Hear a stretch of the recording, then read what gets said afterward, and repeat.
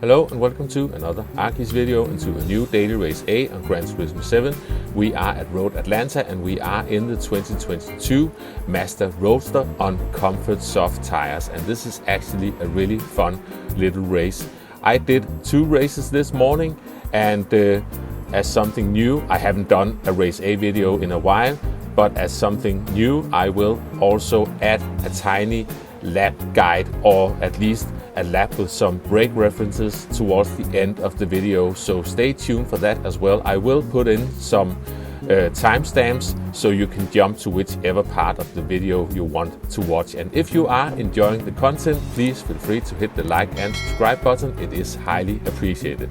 Now let's jump into the first race, and as usual we had some different stuff going on. We are jumping into the first one. And my first race was the 9 o'clock race in my region, and that is race number 4 along with all the TCR drivers including Titney. We got German Kiwi at the front, and I'm going into this stone cold. So to begin with, I will try to take it nice and easy, try to avoid track limit penalties and just stay out of trouble. But speaking of staying out of trouble, the first thing I do is still to try to get a run on the inside of Mario Sonic, and I managed to sneak through. Mario Sonic got a bit sideways there, so that was why there was a tiny bit of contact, but we managed to get through and we survived the chicane at the top of the hill on our first attempt there. We are falling behind a bit. You can see we've got max power in front of us, and we need to catch up to the pack in front. I am still being rather cautious. I don't really know how much you can push this car yet.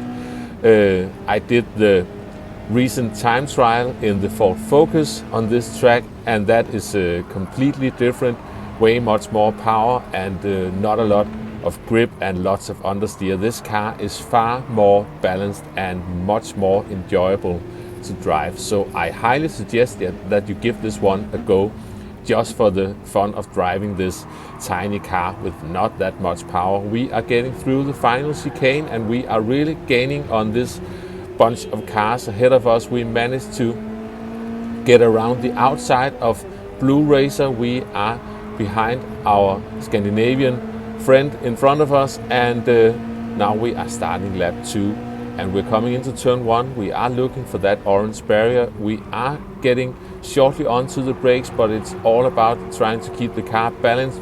You can see we've got Titney caught on the outside. Now we are too many cars abreast coming in to this tight bit of the track, so I'm backing out of that completely. In fact, I lost the position to Blue Racer again, but I just had to get out of that because that would have ended badly. But anyway, we are just trying to hang on to Blue Racer, and Titney, we are coming through the twisty bit, still being careful not to run wide on the exit. And yeah, we've got some side-by-side stuff going on in front of us, so maybe we can close in on the pack ahead. We are making our way through the 2 final corners before the long back straight. I'm just trying to keep the car steady. That is cutting a bit much and I'm not getting the best of exits, but we are jumping to the final chicane on lap 2. That was a bit wide, not really a good entry into the chicane, so I might have lost out a bit, but here I see my chance. I could see that I could have a chance to make a run through on the inside following Titney, but here I get on the grass a bit and there is contact with the Swedish driver. We might have had a murder.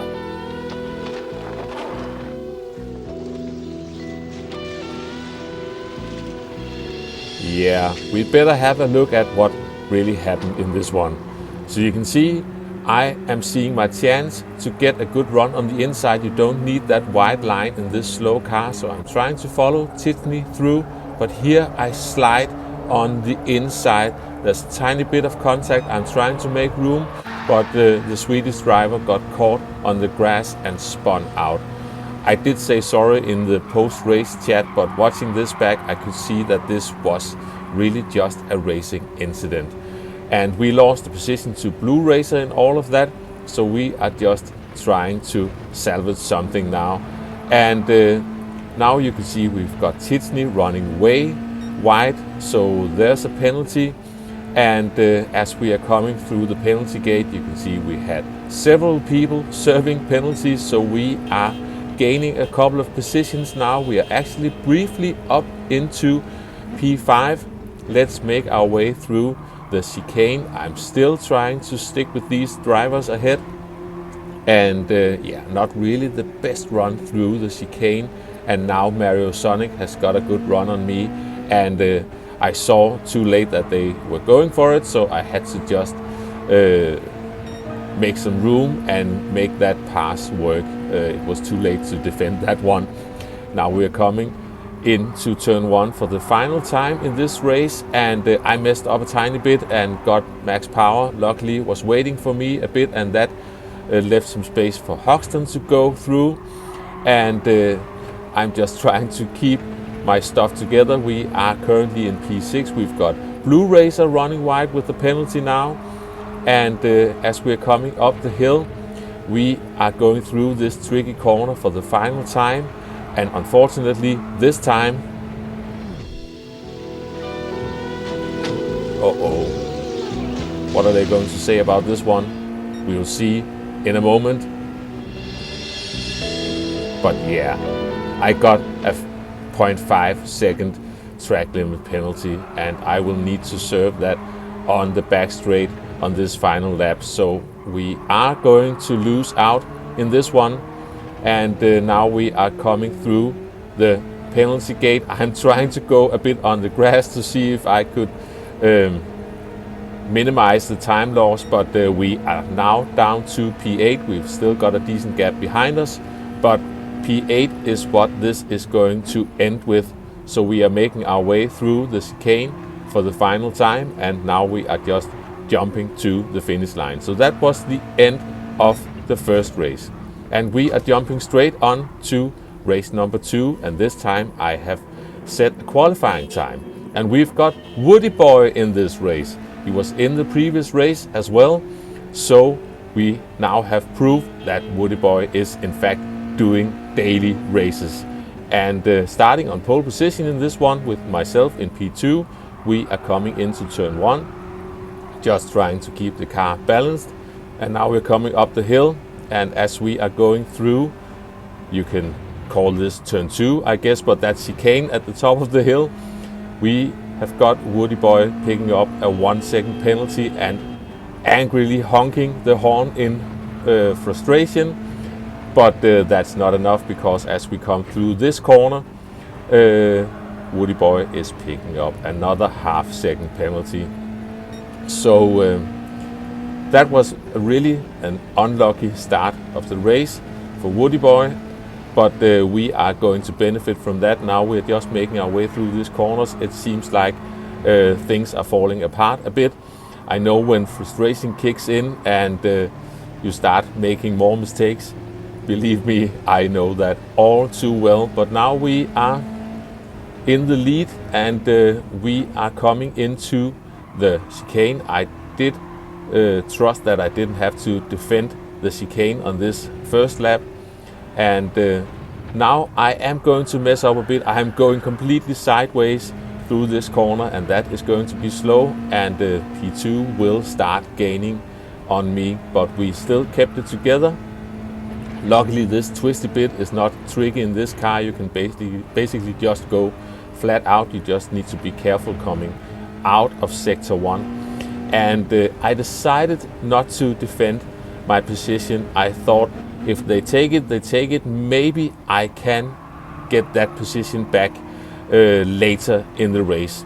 But as you will soon see, a few moments later, we didn't manage to get back that position. So we are going to finish the second and final race in this video in P2. But we are not done yet, because after this second race I did go for a bit more qualifying, and I ended up getting in a decent lap for my normal standards. And we are going to have a look at some brake markers and some general things to do on this one. Our first brake reference is going to be the orange end of the barrier, and you don't really need to brake much. You just need to get shortly onto the brakes to change the direction of the car, and then you just need to keep the car balanced, make sure not to go onto the throttle too early.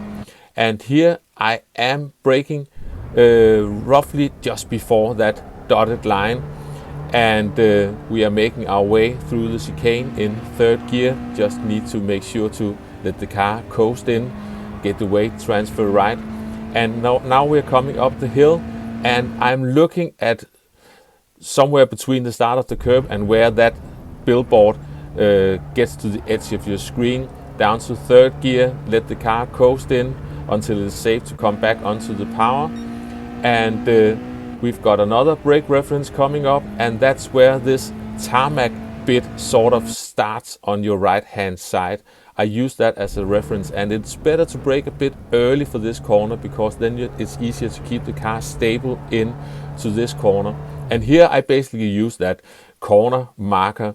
That's where I get back onto the brakes. It's basically where your car is the most wide. And then I just stay in third gear, get the car rotated. Don't really want any sliding going on, because the car will just bog down and be slow.